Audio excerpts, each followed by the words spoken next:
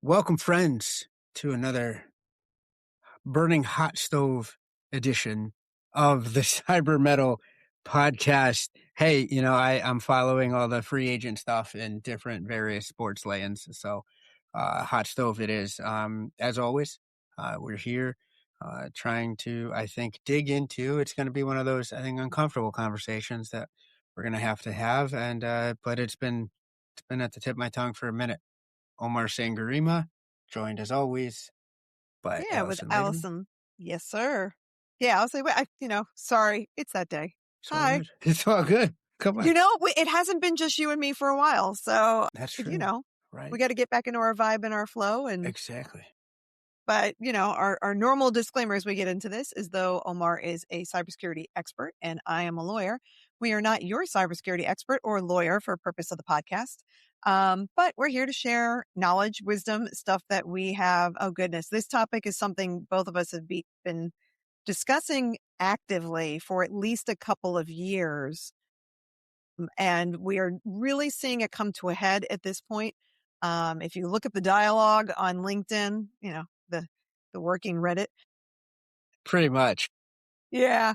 But if, even the one, we both saw yesterday, right? Where somebody nailed this right on the head and said, yep, don't come at me, but here's what's going on in the industry. And we're talking about the cybersecurity professional industry. I think people are really understanding it's not just I see a problem and it's a talking point, but we need to do something about it.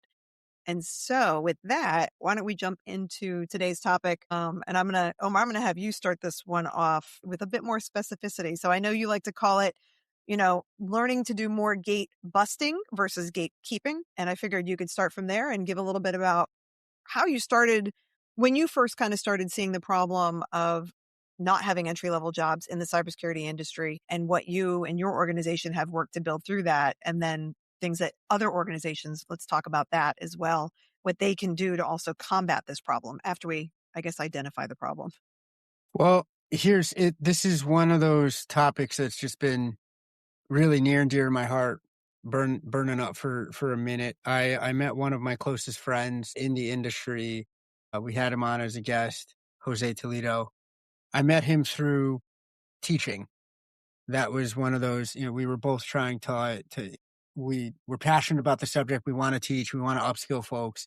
And that's where the phrase really came from. One day, I think he said something slick and great and funny. And I was like, I got to match that energy. So, when we were doing intros to a set of potential career changers, folks that were getting education through their current employer, they wanted to take a look at cybersecurity. Back then, we're talking like 5 years ago now. This is nuts. About 5 years. I can't believe it. I've known him for 5 years. 5 years ago now. Still very much the mantra in the industry was there's so many job openings. There's a worker shortage. There's a skill shortage. Come here and get rich. We can make all your dreams come true, like Pedro from Napoleon Dynamite. If you vote for me, Pedro will make all your dreams come true. And no, I won't be shaving my head, because my head's not that hot. Like, it's fine. I don't need to, again, deep reference to that movie. I love that movie. But can we get you to do the dance from Napoleon Dynamite? absolutely. Listen, I have too much natural rhythm. It's hard to shut it off, I think is the thing. Like, I can't not clap on the proper beats. So it's tough. Really. It's pay to see that on the outtakes. I'm just saying. right. In terms of, on the YouTube, stay on the tuned Patreon or something, right? Where it's like additional subscribers can get to see me try to hop around on one leg. But it's this topic of, and it's marketing, dark arts, black magic, in my opinion, to, I think, supplement a lot of the snake oil salespeople that come in and say, if you take this course, or if you do this stuff quickly, or I have 6 steps to get you 6 figures or whatnot. It's just, listen, I mean, it didn't work for abs. I tried it, right? 6 minutes didn't get you abs. It's just anything worthwhile is going to potentially take a while to be worth it. And so I said that phrase, more gate busting, less gatekeeping, because also it ties back to when I was a career switcher. So about 12 years ago now, I looked into the universe. I got into, one of those scenes that you see as like the card stock for pictures, right? Where it says Mhm. it's a sunset and you're asking the gods to help you out. And I said, if I make it into cybersecurity, I promise to not pull the ladder up behind me. I was trying to break in, studied, like the big story, right? Studied for the Sec Plus for 9 months. No need. I was just so nervous. I said, if I don't make this, my family's gonna, tell me to be a shoe salesman. I don't know, like Al Bundy, like just, it's gonna say like, figure something out and stay put, son. So, but back then, I made that promise. I got in, and so it's been a burning topic. Met Jose through this, and that's where the phrase came from. But again, it was take this course, try to upskill. There's tons of appetite. There's tons of need for bodies and skilled people in cybersecurity. And on the flip side, like a bad myth is so pervasive because there's still a little bit of the ring of truth to it, right? So, bad rumor can take hold, especially if it's slightly close to the truth, because anyone in cyber is going to say, hey, for sure, we need more hands on deck. This stuff is a mess. What we were just talking about, right off camera, of like, there's it's mad real. Weeks just seem to turn into monstrous to-do lists.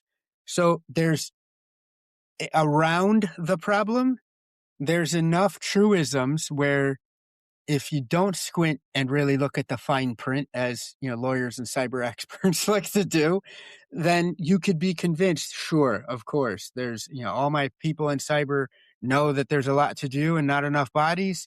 Folks want to get in. So of course there has to be, wait a second. No, it's not the case. You take a closer look, you put the rock upside down and you see that there's grime underneath this conception that there's just not enough skilled people to get into these roles. And we have all these open roles. And that was before our friend artificial intelligence walked into the room. That was even before, GPT went nuts and we started to see, the rise and Right. fall of LLMs and agentic and all that. So here we are. We know there's a lot of people that want to break in. You and I both know this, and I think most of the industry folks know that there's tons. All you have to do is post one job for cybersecurity anywhere and hundreds, if not thousands, of applications. I repost stuff. It's not even mine. People know where I work and they go, hey, wait a second. And it hits me. I know what it's like to be there. And I think we're selling an absolute bundle of wolf tickets to a population that would desperately like to try and show their skills, break in, give them a chance, but we're pumping out a narrative or we're sustaining one that's patently false. So a couple of points in there, right? I, in December, spoke with a good friend of mine who does hiring, placement, recruiting, that kind of thing for cyber jobs specifically. And big companies come to him because they trust that he makes sure that people are trained and that their skills really do meet what they're looking for, because they don't want to spend the time and money bringing somebody on board who can't do the work. And at that time of December 2025, he said there were over 514,000 open cybersecurity positions, but 97.6% of those jobs required a minimum of 3 years experience, meaning there's no entry-level jobs, right? How do you get to that mid-level if there's no entry level? And so I think there's you and I have talked about this, I know, a lot over the last couple of years. And I think it's definitely worth fleshing out kind of what problems we're seeing in that industry are, right? You've got lots of schools who are now shifting into cybersecurity because they are saying, this is the job. This is what you need, and you're going to make six figures. Some of them are even getting rid of computer science and turning it into just cybersecurity, which I think we can probably both agree as professionals here that that's probably not a good idea. Bonkers. Yeah, got to have some foundation, folks. You got to know what you're securing. But okay, that aside, technicalities. The other part of it is we're seeing, as you point out, the rise of AI, both whether it's being used to help secure things, but also to compromise things. But it's also being used for parsing all of those job applicants, which then throws out people who may be qualified because in cybersecurity, this was a conversation I was just having with somebody earlier this week. There are so many different names and titles for so many different positions and roles that if it's not an exact match, AI is not going to go, that's close enough. Where a human would go, oh, yeah, I know that's a lateral role. I know that that's a comparable set of skills that work from this title to that title. And so AI kind of funneling through applications is causing a problem. And then, of course, the one we all know is those that are writing the requirements, it's all unicorns and fluff, right? They want 5 years experience. They want CISSP, but they're going to pay you entry level salary and call it entry level. Well, if there's anything over 0 years experience or 0 to 2, that is not entry level type of situation. And so even if schools are able to do internships for a period of time, that's not going to be enough time to say, I have 3 years experience. You've only got 4 years of college if you're doing that degree. And of course, not everybody needs a degree, or at least they didn't back in the day, to get into cyber. And so we're seeing that shift in requirements, but not the match in the pay or the skills or the titles. And so everything I think is just missing each other. And then of course, add to that, right? You've seen it as well. Organizations saying, I don't want to take time to train. They need to come in ready. And they need to be value add on day one. And I can tell you, even as a 20 plus year lawyer, it doesn't matter what company I went into. Yes. Can I practice as a lawyer on day one? Yes. Am I going to know every file, every client, the company's politics, the culture of the organization, how they want things done, how their computer system works, how it doesn't work, what the Of course not. There's always a 6-month ramp up on anywhere you go. Doesn't matter what field you're in. You've got to get comfortable with those things. That kind of misunderstanding, or I don't even say misunderstanding, that honestly, it's a ridiculous concept of you're going to be ready on day one. It's a horrible premise. And sometimes it's not even a misunderstanding, right? Like, and I'm That's what I'm saying. I think misunderstanding is the wrong word. I was being too nice. No, yeah, that's the thing. And usually my boss, shout out to Will here, don't attribute to malice, which you can explain with stupidity. But either way you slice it, we're doing a disservice to what kills me is these are folks, and I was there. These are folks that will absolutely crush the job if given the right opportunity and the right training and the right expectations and level setting. And it's just, it takes a rare organization and even a rarer team within that organization to say, we're going to foster this. And it has to be something that's consciously done. It doesn't happen by mistake. It has to be like, listen, one of our KPIs or outcomes that we're going to obsess over is that we're going to be a monster factory. We're going to take people, we're going to train them, we're going to support them, encourage them, and empower them. And then, oh, wow, by happenstance, they're going to turn into absolute killers that, as you say, I think you put it eloquently a couple of pods ago, where you want to train them such that they can go anywhere, but you treat them so that they never want to leave. You hit that sweet spot. And I mean, that's the type of personnel that you want protecting your crown jewels, your PHI, your PII, your card holder data, etc. But unless it's done on purpose, and unless you have the leadership with the requisite mettle, bad pun, but not really, just the requisite intestinal fortitude, as they used to say on the pro wrestling, right? Unless you have leadership that's done on purpose for that purpose, it's almost an impossibility, especially in an industry that's already behind the 8 ball in terms of being considered a cost center. Right? We're already not attached to, in a lot of ways, either aligning with the business or at least being a revenue accelerator or a revenue steward at the very least. Like, hey, we'll keep what you have safe money-wise. We do ourselves a disservice there. We're never going to get the cloud cover we need to then say, listen, give our folks some time to grow, and they're going to be phenomenal stewards of the organization. Yeah, misunderstandings too light. You're right. Yeah. Sometimes I try to watch my words. Sure. And I'm a little too gentle, but I think you're right. If you are looking to build a cyber workforce for your organization, you have to be deliberate in the training and the supervision. And like you said, the metrics and the expectations must be reasonable. and achievable, right? Yes. And you could put them a little out, right? Sure. But being completely, in left field isn't going to do a service to you, your organization, or the people you're trying to not have turnover from, right? That you, like you said, you want them to stay there with institutional knowledge and build that. I want to ask you a question as somebody who lives this stuff day in and day out. So for those out there, I've seen enough chatter about this, and obviously, my opinion on this. Yeah. As you giggle, you already know. But what is your opinion to those that say, I should say, to the commentary that comes up often, which is you can't possibly be entry level in cybersecurity. Listen, How do you handle that? that's part of where I came up with the gate busting and not gatekeeping. I think I said it the other day on, as a commentary to another pod I did, where it was kind of like, again, reserving space for women in tech, right? So it's kind of like a corollary or ancillary to this conversation. And, it's knowledge work, right? It's not a bread line. Like if there's not enough slices of pie, you go back in there and you bake up more pie. And you come back out and you go, ta-da, like Wally does when he's showing off for Ava there. Totally been watching that movie too often.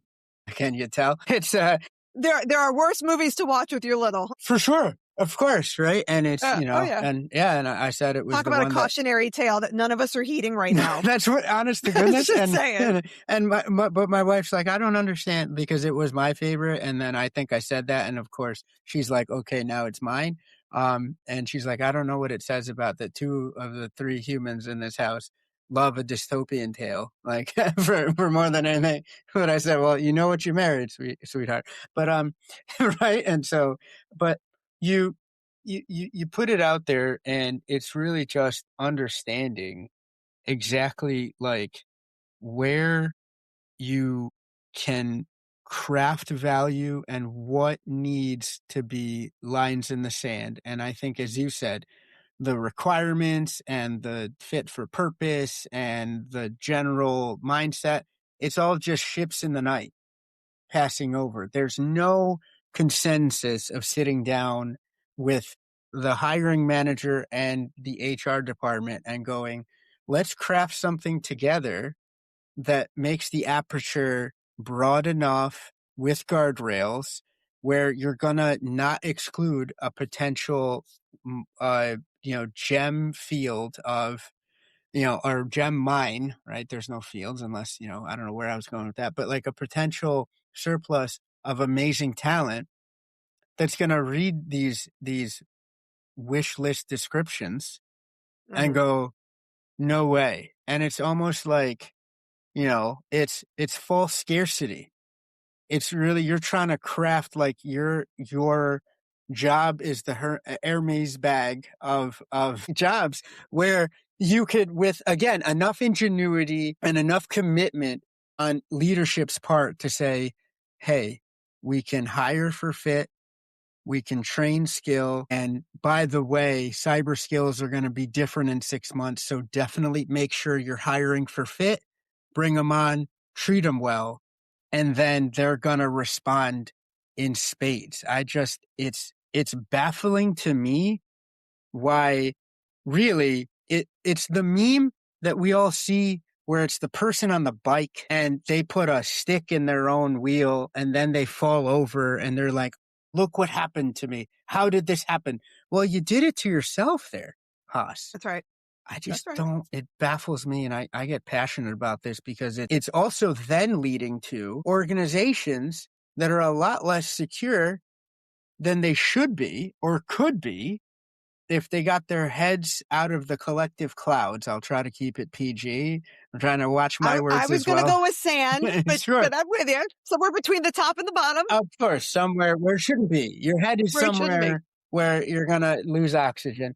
But you have a situation, then why would we do this to ourselves as an industry? And then keep perpetuating the mythology and the falsehoods that turn great people away. Because it's fun to have a scapegoat, Omar. Come on now. a lot of organizations need a place to... It's true, right? Something went bad. Oh, we're going to blame the cyber department. Well, okay, who put that together? Yeah. You did, but nobody wants to take that responsibility. So not at all. For those, Where do you see as a practitioner those areas that you can start people as entry level in certain areas with supervision, with guidance, and with training? And I say that so I come from that background as a lawyer. And when I started, as would any lawyer, right, you can't just, okay, go be a lawyer, right? Law school teaches you how to think like a lawyer. The bar exam teaches you how to memorize and spill out garbage that necessarily isn't everyday practice and isn't what you learned in law school. And then everyday practice is like, oh, that's a whole lot of things no one taught me, right? As you go, including how to run a business and all of those things. And so when you start off as a young associate, if you are fortunate enough, you can't afford to do it, and you take on, say, something like a legal aid society or work like I did as a public defender or a state attorney, you do get files with real life consequences, right? On day one. I've got people when I was public defender, 200 files in jail facing criminal charges that may continue to do jail time if I cannot help them in the way that needs to be helped or whatever that case might be. And we did it where we had supervisors, here's your files. We had lots of training. They came in. Here's what you're going to learn how to do. Here's how we do the system here. Here's whatever. But then when you try the cases, you bring your supervisor in because that's, the put up or shut up time. Let's see what you can do, but let's not harm the other person. Let's make sure we're protecting the goods as you would in cybersecurity. And, try your cases with that guidance, with the trial partner, with the supervisor, with an older attorney, well, a more experienced attorney, we'll say, right? And whether that's 1 year experience or 5 years experience, it's someone else with experience who has been doing it enough to share, like you say, the gate busting and let me show you how to do this. Let's do it together, a kind of mindset. And you learn on the job. And being a lawyer isn't like, one of those jobs where you don't have great responsibility, right? We're the keeper of secrets. We help either businesses shut down or get established. We help people with their estate planning. And if that goes wrong, that's a lot of litigation and money and time and energy spent. You could go to jail. There's so many different things that we do touch, but as an industry have figured out how do we do the training and the supervision if you find the right firm and the right place to be able to learn and that type of thing. And so to me, there's parallels to those types of activities that can be done in cyber. And that's why I'm curious from you, what are those tasks or activities or kind of areas, say like GRC, that may have that nice area where you go, you know what, you can start here with training and supervision, if done deliberately, as you point out, that where they can grow in that position and then become the future trainers and supervisors for the next group. I think GRC is uniquely suited to be that beachhead. And what I mean by that is, I'm a living proof. I'm a career switcher. I came from sales, right? It's 12 years at this point, but again, started from financial advising, customer service, started with an MBA, really, and learned as I went, but made the switch. My current team here, we have 2 lawyers, essentially a data scientist, doctor of psychology, one person who's like more quote unquote normal that spent time in hospital workflows. So in the administration side of the hospital, he's invaluable for, again, bird dogging where we're going to go wrong and kind of right sizing what we're doing from a risk management perspective. Some classically trained cyber folks for sure, right? It's a mix. We're not saying, throw out the baby with the bathwater, but GRC is that place where it's essentially, you want it to be the place where cyber and the business start working hand in hand. There's reasons, of course, that you're going to make sure that the business isn't breaking any laws, that it's adhering to the regulatory side of things, that it's taking a healthy take on risk where it's not taking too many risks, but you're also being a business accelerator by engaging in good risks for the business, having that positive conception of risk, and then proving that you're doing the right things. None of that I've mentioned is truly where, hey, if I don't go to med school, I shouldn't be a doctor. That's for sure, right? You should learn how to doctor. And even in that profession, there's now years of, I want to see you do it under the supervision of more learned doctors. Sometimes, like you said, could be a year more, could be 5 years or 10 years, depending on attending or fellowship sort of situation. And then there you go. That makes sense. But it's, they're even adding fellowships in that arena to get, again, more hands-on work and knowledge. If that profession was, hey, listen, unless you came to us fully cooked, we're not going to let you practice at all.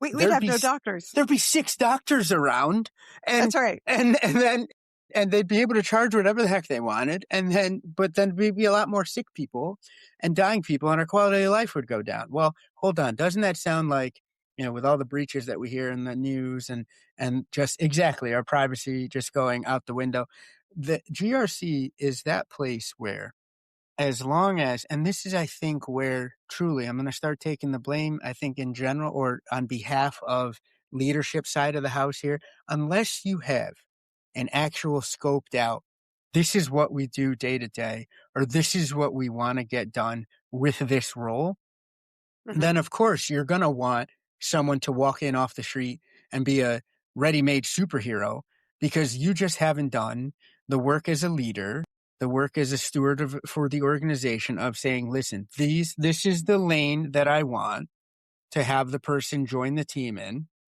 And then we're ready for them, and we know the guardrails. We know what they're going to do, as well as you've done the hard work of saying what they're absolutely no way going to touch when they come in. That's right. But it takes being, like you said, deliberate and purposeful.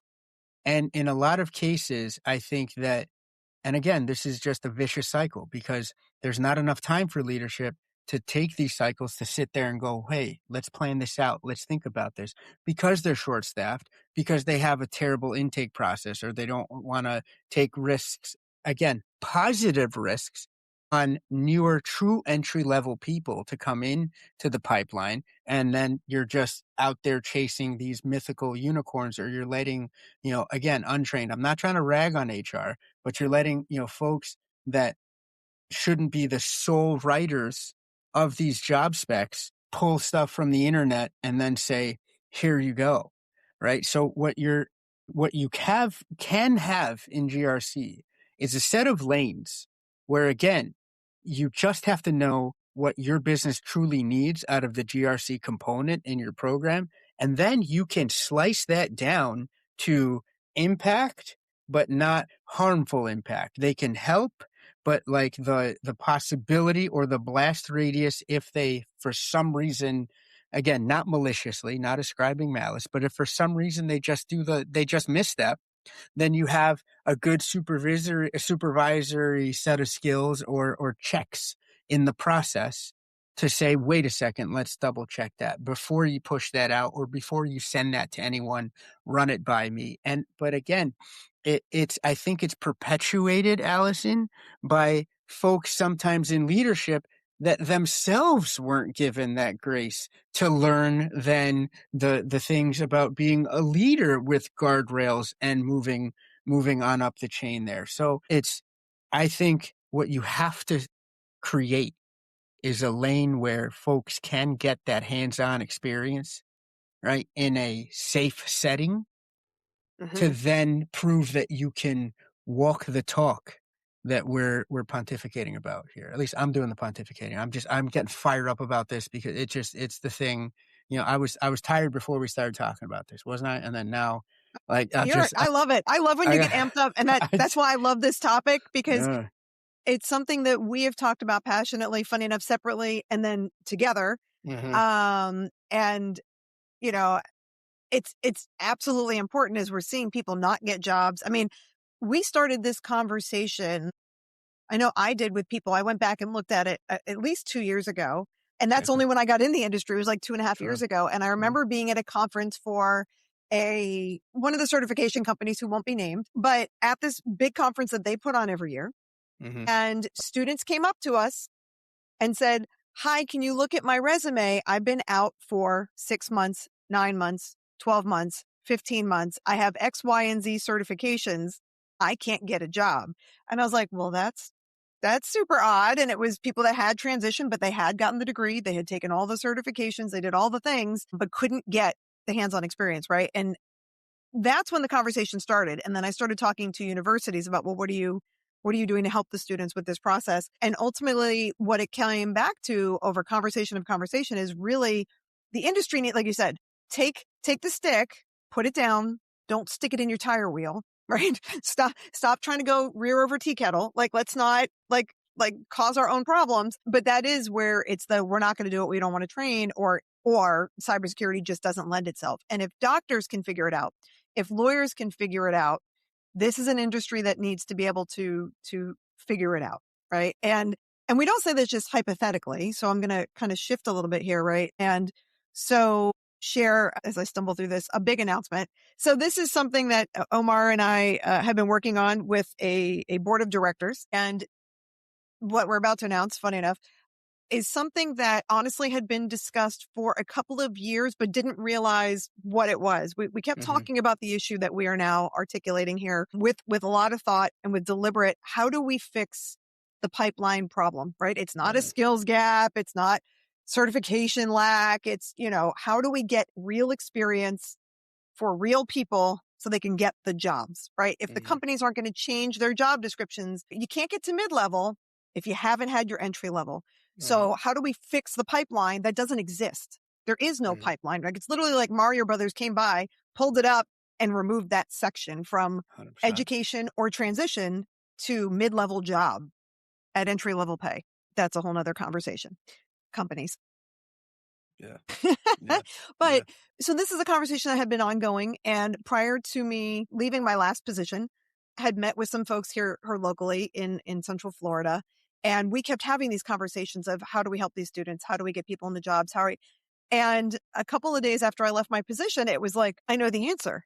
And so we reached out and it was, look, we have Legal Aid Society and we have the Public Defender's Office and the State Attorney's Office, and people go there to get low or no cost services. They are legit, real services in the field for law. You're getting a lawyer and young lawyers can come in and get the experience and actually handle real cases with real consequences for real people who need real help. And they get paid real money. None of this, you should keep working for free. Let's play on open source and see how you do internship stuff. Like, show me what you're doing on your GitHub. Okay, no, let's pay people for the services they are providing. You wouldn't ask the performers to come perform for free, right? The same thing, lawyers, doctors, cybersecurity folk, artists, insert career here, right? But pay these people to do a job. And I'm like, why don't we create essentially a legal aid society, but for cybersecurity, where we offer low or no cost services to nonprofits and small business, qualifying businesses that are minority owned, women owned, veteran owned, that fit in those particular groups, that also work with critical community services where if they go down, it's going to hurt the community as a large, and make these services affordable and make real jobs where people are getting the real skills and they're being trained and supervised to do it. And so we're actually doing that. So this episode is not just about talk and us pontificating. Omar and I are part of a brand new organization. The website should hopefully be launched sometime next week. Well, the organization already exists. The organization was launched on January 2nd, but it has not gone public yet. The 501c3 is pending for this nonprofit. The website should go live next week with a full press release, courtesy of the podcast already, right? It is Cyber Mettle. There we go. There it is. Nice. So Cyber Mettle, as you can see, we're fixing our little pipeline here. What is amazing, and I'm sorry for those on the audio, I held up we have our little brochure. And you know what? I can put that brochure link in the video description so people can access it and see. We talk about the pipeline and the benefit. We actually have a board of directors of 11 people, many of which are leaders in the cybersecurity industry, including Dr. Sangurima. There you go, Omar. Listen, thank you. Including Omar. Yeah, no, but it was a lot of people that I have been lucky and fortunate enough to meet with over the last couple of years in my last position and talk to about this issue over and over. And it was like, what are we going to do? And it was like, here's what we're going to do. And everyone went, yes, we're going to do that. So we are excited. So, there's a landing page right now, but check back in a week or so at Cyber Mettle, METTLE, all one word, .org. We are dedicated to inspiring, hiring, and training the next generation of cybersecurity professionals and helping community-serving organizations reduce their cyber risk. So we're trying to fix both the fact that we know so many nonprofits and small businesses here in our county and in Central Florida, and it's going to hopefully be nationwide, that have been part of hacks, who have had breaches, who have had incidents, or who are next in line, right, to be, because they don't have the budget, the understanding, the appreciation of the services to be able to do it. And we want to provide those services and create real jobs. These are not unpaid internships at this point. These will be paid jobs at entry level with training, with supervision, providing services, at least as far as initial assessments go, ongoing assessments, and really helping organizations figure out where they are, where are they trying to get going, and how do we help them identify what those risks, what the vulnerabilities are, what the risks are, and ways to help them become more cyber metal, as it were. I'm so excited. It's one of those things to talk a big game and be on the sidelines and not to discount that, because that sort of upswell is obviously where this was born out of. But it's a whole other thing to then say, listen, we have a through line or a mental vision of what can work. We've seen it as you say, in other professions. Why the heck can't we apply it here? The way you said, why would you want, you don't want a doctor practicing for free or a lawyer practicing for free. Why would we do this to other professionals? And it just made me think, of course I wouldn't, right? Like if I had something wrong and somebody's coming and going, no, it's free of charge, I'd be like, well, I'm going to die. Like this is, apparently this is it. This is how it ends. Or I'm going to jail. I amputated your toe, free of charge. Thanks. Awesome. I'm already missing the ear. Like I can't afford, Gotta go. I can't afford to lose more body parts. Like gotta keep the ones I have. I'm at that age. And it's just, or hey, I'm going to jail, right? Let me call my family and say, I got into a bit of a mix up and this free lawyer is totally leading me down a terrible path. And also, as we know, I think both of us are pretty keen on this aspect as well. The prospect of unpaid internships or unpaid labor disproportionately really puts folks out of the game that cannot afford to work for free. And that's, again, another form of gatekeeping where you're then passing over a potentially stellar crop of folks that could be amazing at this job, but can't be messing around with no unpaid internship nonsense. Especially if they're going to those expensive schools. Absolutely. And getting degrees and now can't get loans or are limited in the amount of loans. And even then, when they get out, what happens? They give you a 6-month grace period if you're lucky before your loans start kicking in? I think the biggest thing that runs in my head, and it was stark for me when my sister's kids were going through school and coming out and all that. I don't think right now, with what I was bringing to the table 12 years ago, I'd be able to break it. Just hard stop. And I was one of those who, before having the job, I said, because in my family, education's a silver bullet. So of course, what did I say? I'm going to get in the middle of a master's for cyber, get as many certs as I can humanly get my hands on. I didn't let that go, right? We're working on it, small baby steps. But back then it was everything I could. I convinced my now wife, like it'll slow down. That's a lie, but at least the certs wise. But you go in, and I was doing, like you said, everything right, getting my news, starting to really dive in, doing home labs, everything that you can give to a mentee now, but it's just not working. So there's a lack there. There's a gap there. And I'm so proud to be part of something with, again, a group of killers. That board of directors is just top to bottom, just absolutely monstrous in the best way possible, right? Where you're It reminds me of like the All-Stars, or they're facing the in Space Jam, right? Like, wait a second, like we got the dream team here. This is amazing. And that's aging myself and where my head's at. And that want to contribute their time because they all I think are fed up of an industry turning into something that it wasn't when all of us in our respective journeys hopped in to this stream and this timeline.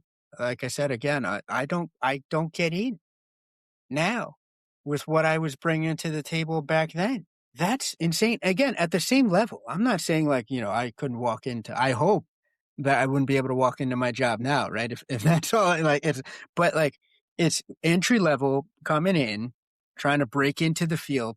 I don't get in. Something changed. Yeah. And not for the better. No. And it's not been the that long. companies can't. Yeah, no, it's not been that long. And companies aren't benefiting from this. They may think financially on the short term, but. And people's privacy. And now, as with some of the guests that we've had on recently, and just the thoughts that we've had, critical parts of industry, food, water supply, healthcare, heating in the winter, and in those months there, it's not getting better, and we're turning people away that want nothing more than an opportunity to say, "Train me up, I'll get after it." Put me in, coach. Yeah. How do you not? Right. That, like you say, hire for fit and then train and treat them well. Period. And they're going to be some of there's folks. Yeah. It just baffles me because it stands as such anathema to like where my head is at here, and just finding those like-minded folks. But again, with that bend towards practicality, which is what I'm so proud of. It's just, and it gave me a sense of, it came together so quickly, where it's almost like everyone was like, yes, right? Each and everyone brought Everybody their was in pieces. sync. That's right. It was like a clock. It was like one of those German cuckoo clocks where everybody you have to have the right cogs in the right places. Yep. And it just came together so quickly, and not because it was rushed, but because it was ready, and it's ready for this time period, and it needs to happen. Yes.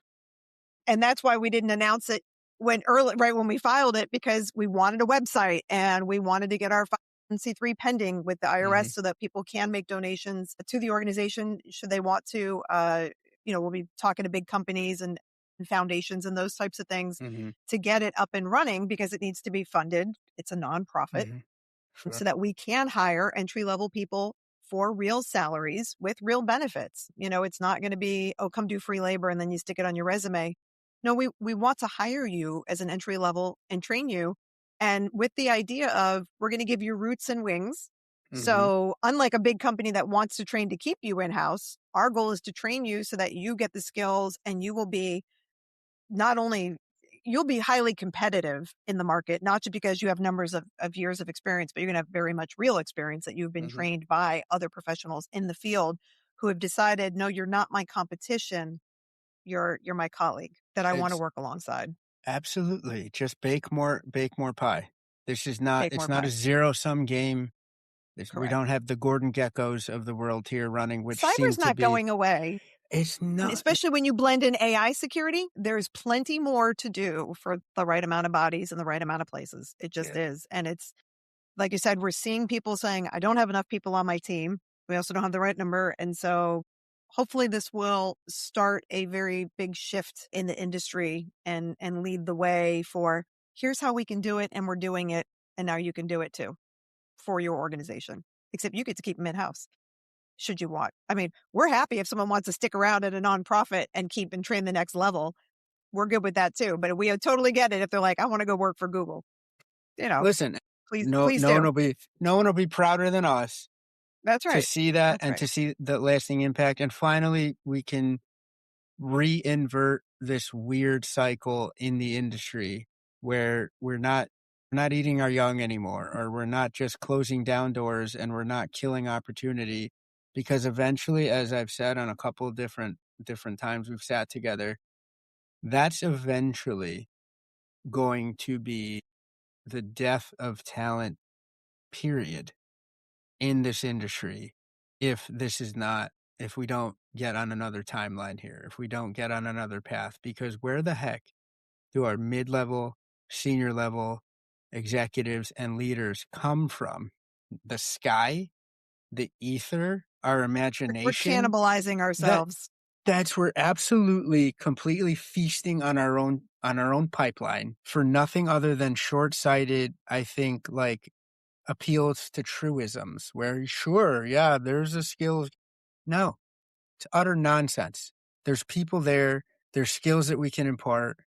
What the heck is going on? And that finally having a focus for that, I think, discord in my gut, that angst of what are we doing here is something I'm just deeply looking forward to contributing to. I cannot wait for this to kick off, and then we start just changing the industry. I'm very much looking forward to it as the executive director, and I am honored and beyond thrilled with the fact that you are so much part of this, that the people on our board of directors, that are joining us on this journey and are very involved.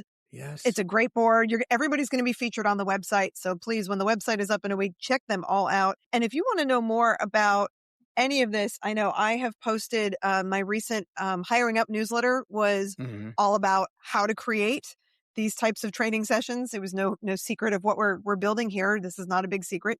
Just didn't want to send people to a website that didn't exist yet. That's all. Sure. And have our ducks in a row. We want to be ready to go. So you know that we weren't just an idea or a theory, but no, we mean what we say, and we are going to do this. And we are doing it. Yeah. We're not vibe coding. We've already raised. No, we're not definitely coding not a solution. Right? No. We're just not like, yeah. No. Yeah. In fact, we've already had our first, we've already had a couple of companies offer large, significant donations to us. So once we get our 501c3, those will go through. So they are pending that 501c3 waiting so that they can get their contribution. But we've already got committed companies who say, yes, we want you to do this. And we already have partners in the community saying, we know what companies need your services immediately. Big time. Type of thing. So the fact that we're able to do this and meet two needs at once, we're really, as I say, it's killed two birds. I hate killing birds with stone. We're going to meet two different needs at once, right? Exactly. With the same solution, dual purpose solution. And the board is amazing, and you guys will be able to check it out on cybermettle.org. And I'm going to shift a bit, but not really shift. So why don't you share with the audience that if they want to learn more in person, where they can find you coming up next? I'm super excited. It's one of those things where, again, right, parts of my career, meeting folks like you, meeting folks like the folks on the board, some of my heroes that I'm getting to work alongside. It's pretty trippy. This is kind of in that vein where, being obviously a fan of NIST, again, probably should have had that I Heart NIST shirt. Again, a second lost opportunity here, but I'll get it right. And maybe I wear it to the event. But the NICECon is happening in Philadelphia, end of May, beginning of June. That's always, a long-term affair because they have, obviously, the National Initiative for Cybersecurity Education out of NIST just serves so many different pockets of this overarching need that they need to put it on for a few days. It's not like we're just trying to get more vendor swag sold, right? No knock on those types of events, but this is something that's absolutely deeply needed. So on a lark, I said, you know what, give it more gas. Let me put in for to present at this event. It was a long shot in my mind because, again, I've been reading about NICE and NIST. This is how we, translate skills from roles at my 9 to 5 is the NICE framework. It's how we develop get our development plans on track because it's the standard for some cogent skill-based role setting. And lo and behold, I told them that I want to talk about gate busting and not gatekeeping, and here we are. They came back and said yes. It was funny. It was one of those long enough time periods where I forgot I sent it in. I just said, put it out into the universe, and then again, we don't kill birds. We want to see them fly. Let the idea fly to the powers that be. I got the email. I had a jolt through me. I was so excited. So June 1st, I believe, through the 3rd. I don't know exactly which day. Yet they're obviously hammering out other speakers. I'm excited to meet the other speakers there, right? It's like, oh wow, I get to play soccer with Barcelona. Like it's getting onto the pitch of like, oh, these are, wow, look who it is. So I'm going to be going through a workshop of how exactly folks within tonight, this afternoon, within your organization, you can start setting the tone and getting hands-on with how to unravel what you could be doing to yourself in terms of the cybersecurity personnel and skill shortage. I wanted to not just talk about the issue.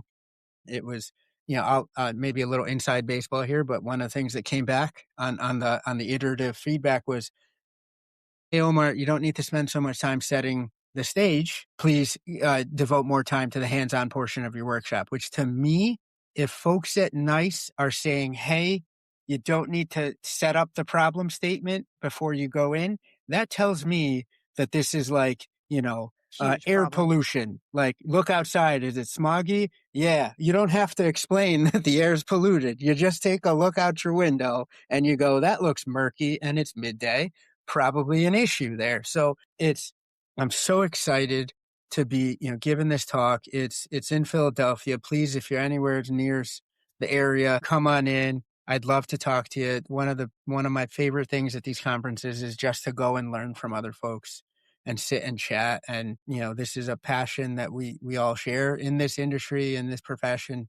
You have to have a drive for it, right? Like, it just asks a lot of you some days or some weeks or some months. So you have to love the game a little bit. So I'm Oh, yeah. excited to be talking to compatriots that come out, and hopefully, right, to be sharing the good work that we're doing at the Cyber Mettle Foundation to solve this problem. I love it.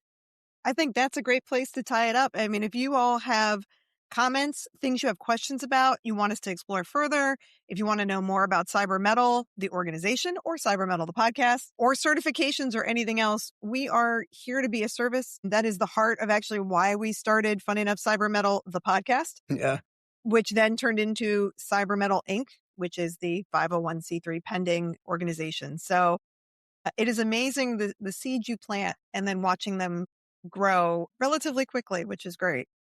It's going to be a seminal moment that I'm always going to look back on. I think it was like on a weekend and I said, "Hey, we should do we should just do a podcast," right? Like, just screw it. I'll Let's never go. get that email. I'm like, man, I ain't got time for a podcast. And you're like, Yes. yeah, we're doing it. I got this. I'm like, Let's go. okay. So they'll figure it out on the way, right? Get in. Like, let's, like That's right. and here we See, are. hands-on learning. It's all about training someone. I don't know what I'm doing, but I'm Me happy neither. to be here. Yeah. Same here. We're figuring out together. Let's go. Right. That's right. Yeah. See what support and friendship can get you. Wild. Colleagues are Wow. awesome. Yep. So, and I appreciate you very much and everything Likewise. you've put into the podcast, the organization, and our board of directors. I cannot thank you all enough. It's, like I said, it is wild. It is amazing. And we are excited for y'all to follow along. Check out the press release that will be coming out soon and you'll get all the details that you need. But until then, I'm going to leave it to Omar. You always do a great finish.